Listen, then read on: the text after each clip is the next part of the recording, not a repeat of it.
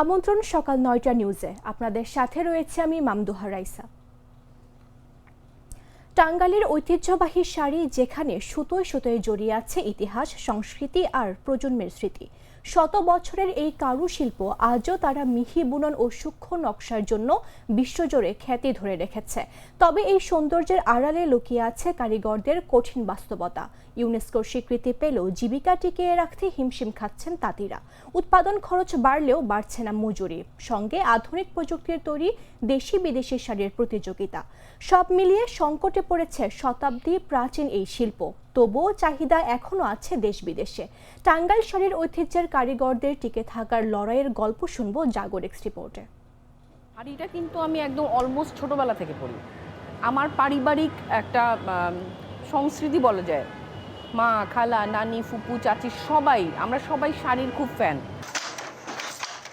এই তাঁতের শব্দ, সুতোর বুনন, দক্ষ হাতের কারুকাজে তৈরি এটি শুধু শাড়িই নয়, এটি ইতিহাস, সংস্কৃতি আর প্রজন্মের স্মৃতি। শত বছরের ঐতিহ্য বুকে নিয়ে টাঙ্গাইলের শাড়ি আজও তার সূক্ষ্ম নকশা ও মিহি বুননের জন্য বিশ্বজোড়া খ্যাতি ধরে রেখেছে।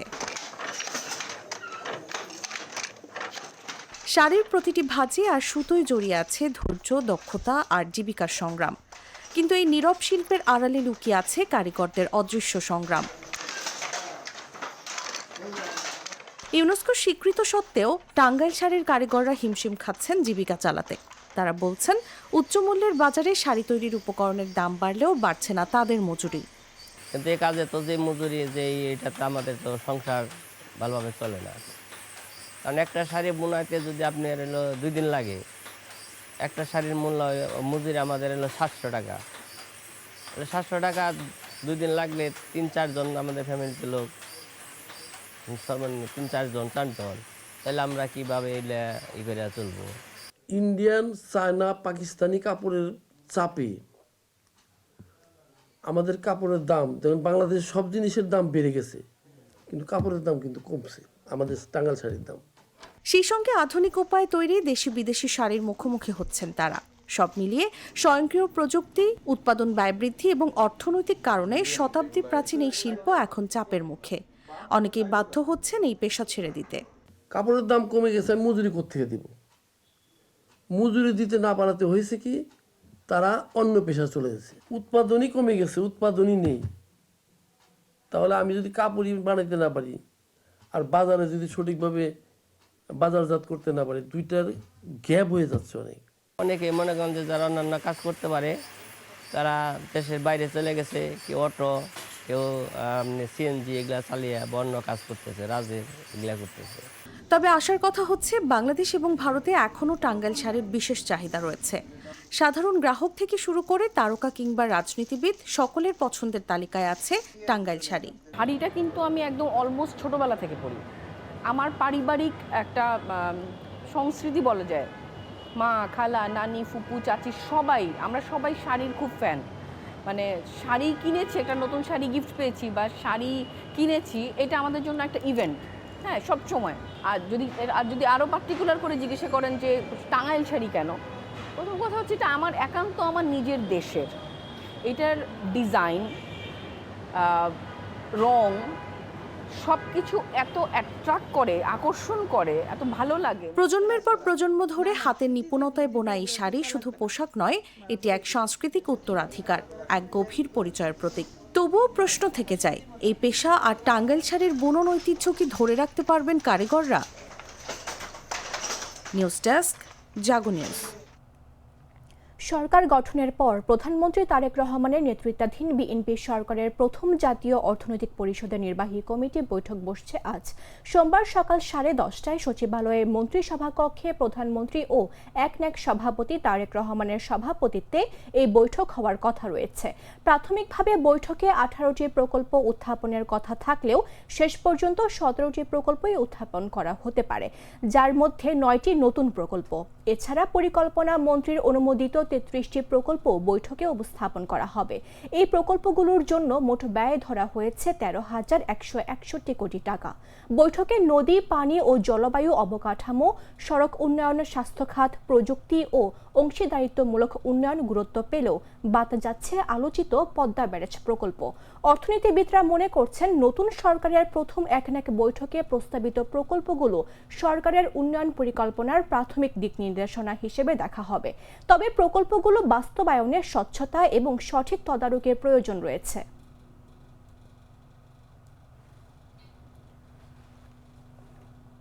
মধ্যপ্রাচ্যের চলমান যুদ্ধ ও বৈশ্বিক অর্থনৈতিক অনিশ্চয়তার প্রেক্ষাপটে সরকারি ব্যয়ে কঠোর নিয়ন্ত্রণ আরোপ করেছে সরকার। 2025-26 অর্থবছরের সংশোধিত বাজেটে একাধিক খাতে ব্যয় কমানো ও স্থগিতের নির্দেশনা দিয়ে রোববার একটি পরিপত্র জারি করেছে অর্থ মন্ত্রণালয়ের অর্থ বিভাগ। নতুন নির্দেশনা অনুযায়ী সরকারি অর্থায়নের সব ধরনের বৈদেশিক প্রশিক্ষণ, সেমিনার, সিম্পোজিয়াম ও ওয়ার্কশপে অংশগ্রহণ সম্পূর্ণ বন্ধ থাকবে। একই সঙ্গে সব ধরনের যানবাহন কেনায় বরাদ্দ করা অর্থ ব্যয়েও নিষেধাজ্ঞা আরোপ করা হয়েছে। পরিপত্রে বলা হয়, আপ্যায়ন ব্যয়ে অব্যয়িত অর্থের সর্বোচ্চ 50% এবং মন্ত্রণালয় বা দপ্তরের নিজস্ব ব্যবস্থাপনায় পরিচালিত অভ্যন্তরীণ প্রশিক্ষণে সর্বোচ্চ 50% ব্যয় করা যাবে।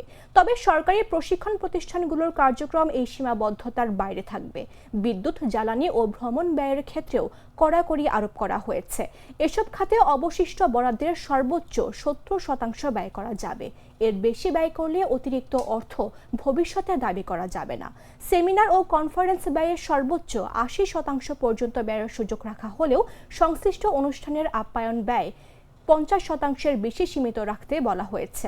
এছাড়া ভবন নির্মাণ খাতে ব্যয় অর্ধেকে নামিয়ে আনা হয়েছে। নিষেধাজ্ঞা দেওয়া হয়েছে কম্পিউটার ও আনুষঙ্গিক যন্ত্রপাতি ক্রয়ে।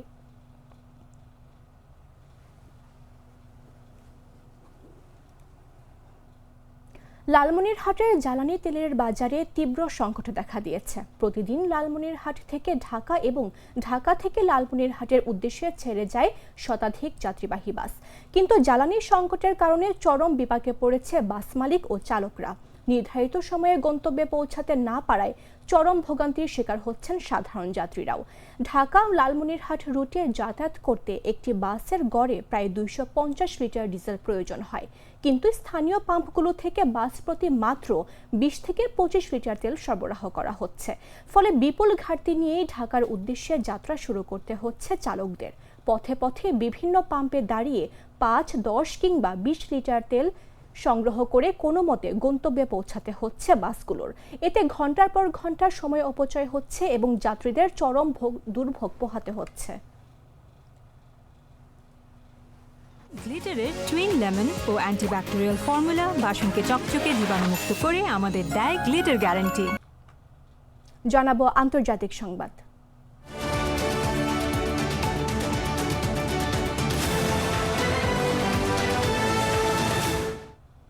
হরমুজ প্রণালী পুনরায় খুলে না দিলে ইরানের সবকিছু গুঁড়িয়ে দেওয়ার হুমকি দিয়েছেন মার্কিন প্রেসিডেন্ট ডোনাল্ড ট্রাম্প। তার এই হুমকিকে যুদ্ধাপরাধে উস্কানি হিসেবে আখ্যায়িত করেছে ইরান।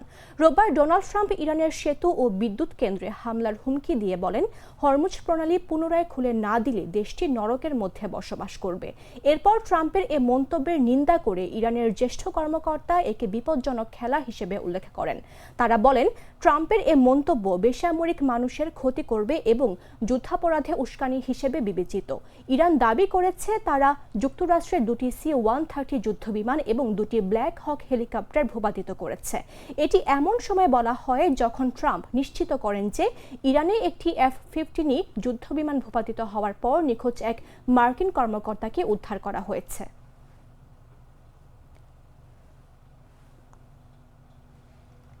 ইরান জানিয়েছে হরমুজ প্রণালী আর কখনো আগের অবস্থায় ফিরবে না, বিশেষ করে যুক্তরাষ্ট্র ও ইসরায়েলের জন্য।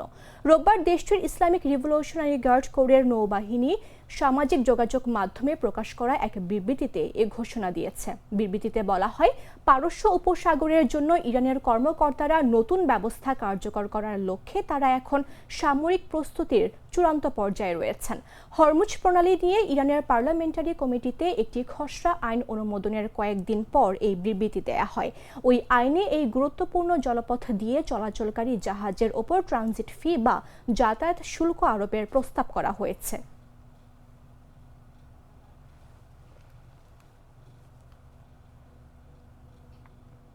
এদিকে আজ যুক্তরাষ্ট্র ও ইরানের মধ্যে শান্তি চুক্তি হতে পারে বলে জানিয়েছেন মার্কিন প্রেসিডেন্ট ডোনাল্ড ট্রাম্প। রোববার মার্কিন সংবাদ মাধ্যম ফক্স নিউজকে দেয়া এক সাক্ষাৎকারে এ কথা জানান তিনি। ট্রাম্প বলেন, যুক্তরাষ্ট্র ইরানের সঙ্গে শান্তিপূর্ণ সমাধান করার জন্য সোমবারের মধ্যে একটি চুক্তিতে পৌঁছাতে পারে। ফক্স নিউজকে দেয়া বক্তব্যে তিনি বলেন, সোমবার একটি ভালো সম্ভাবনা আছে। তবে ট্রাম্প সতর্ক করে বলেন, যদি ইরান চুক্তিতে না আসে তাহলে সবকিছু উড়িয়ে দেবেন এবং ইরানের তেলের উপর নিয়ন্ত্রণ নেয়ার মতো পদক্ষেপও নিতে পারেন। গেল 28 ফেব্রুয়ারি যুক্তরাষ্ট্র এবং ইসরায়েলের ইরানের ওপর সামরিক অভিযান চালায়। তেহরান সহ প্রধান শহরগুলো লক্ষ্য করা হয়। যুক্তরাষ্ট্র ইরানের সম্ভাব্য ক্ষেপণাস্ত্র ও পারমাণবিক হুমকি উল্লেখ করে এই হামলার বৈধতা দিতে চেয়েছিল। পাল্টা পদক্ষেপ হিসেবে ইসলামিক রিভলিউশনারি গার্ড কর্পস ইসরায়েলের কিছু লক্ষ্যবস্তুতে হামলা চালায়। একই সঙ্গে বাহরাইন, জর্ডান, কুয়েত, কাতার, সৌদি আরব এবং আমিরাতের থাকা যুক্তরাষ্ট্রের সামরিক ঘাঁটিও ক্ষতিগ্রস্ত হয়। সংঘাতের সময় supreme leader Ayatollah Ali Khamenei এবং কিছু শীর্ষ ইরানি নেতা নিহত হন। এছাড়া ইরানের 85,000-এর বেশি স্থাপনায় হামলা চালায় যৌথ বাহিনী।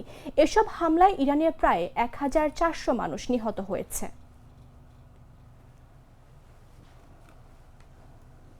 আমি তো মশলা বদলে ফেলেছি, এবার আপনিও বদলে ফেলুন। একবার প্রাণ গুঁড়া মশলা ব্যবহার করেই দেখুন। সংবাদ শেষ করব খেলার খবর জানিয়ে।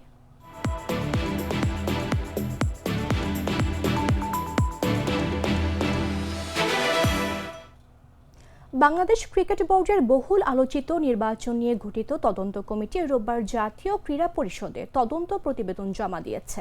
এই রিপোর্টের ভিত্তিতে পরবর্তী পদক্ষেপ নেয়ার আগে ক্রিকেটের সর্বোচ্চ নিয়ন্ত্রক সংস্থা আইসিসির সাথে আলোচনা করবে বলে জানিয়েছেন যুব ও ক্রীড়া প্রতিমন্ত্রী আমিনুল হক। রোববার সাভারে বিকেএসপি পরিদর্শনে গিয়ে যুব ও ক্রীড়া প্রতিমন্ত্রী আমিনুল হক সাংবাদিকদের মুখোমুখি হন। সেখানে বিসিবি নির্বাচন নিয়ে তদন্ত প্রতিবেদনের বর্তমান অবস্থা এবং পরবর্তী কার্যক্রম নিয়ে প্রতিমন্ত্রী বলেন, ইতিমধ্যে তদন্ত কমিটি এসে প্রতিবেদন জমা দিয়ে গেছে এবং তাৎক্ষণিকভাবে ডাকা আন্তঃ মন্ত্রণালয়ের মিটিংয়ে আলাপ আলোচনা হয়েছে এবং আইসিসিকে তদন্ত রিপোর্টটি অবগত করার পরেই পরবর্তী সিদ্ধান্ত গ্রহণ করা হবে। তদন্ত কমিটিতে সাবেক উপদেষ্টা আসিফ মাহমুদ সজীব ভুঁইয়ার অসহযোগিতা এবং তার অনুপস্থিতি নিয়ে প্রতিমন্ত্রী বলেন, তিনি অংশগ্রহণ করেননি নিশ্চয়ই সেই তদন্ত প্রতিবেদনের ভেতরে রয়েছে এবং সেটি যাচাই বাছাইও হয়েছে। আইসিসির সাথে কথা বলে তারপরে সিদ্ধান্ত জানানো হবে বলেও জানান তিনি। এদিকে সাবেক যুব ও ক্রীড়া উপদেষ্টা আসিফ মাহমুদ সজীব ভুঁইয়া সামাজিক যোগাযোগ মাধ্যমে প্রতিমন্ত্রীর বিরুদ্ধে ভয়ভীতি দেখিয়ে বোর্ড পরিচালকদের পদত্যাগ করার অভিযোগ তুলেছেন। সে বিষয়ে সরাসরি কোনো মন্তব্য করতে রাজি হননি আমিনুল হক।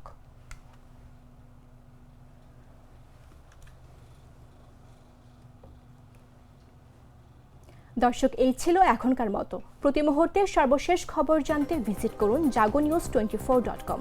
ফলো করুন আমাদের ভেরিফাইড ফেসবুক পেজ এবং সাবস্ক্রাইব করুন জাগো নিউজের ইউটিউব চ্যানেল। ধন্যবাদ সবাই।